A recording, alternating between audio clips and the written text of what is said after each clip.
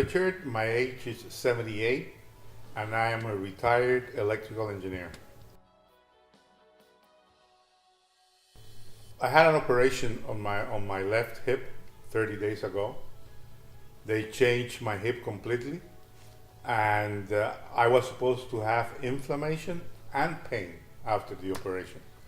Nothing like that happened because I already had CBD in my system for a long time, and because of that reason, no inflammation came whatsoever and no pain whatsoever. And both doctors, the main doctor and his assistant, were like perplexed because that didn't happen. I have recommended that other people take CBD like me.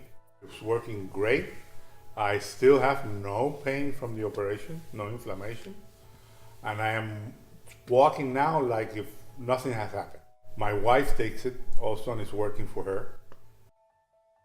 I take Wela nutraceutical CBD oil, and I take normally 1/4 of the dropper, breakfast, lunch, and dinner under the tongue.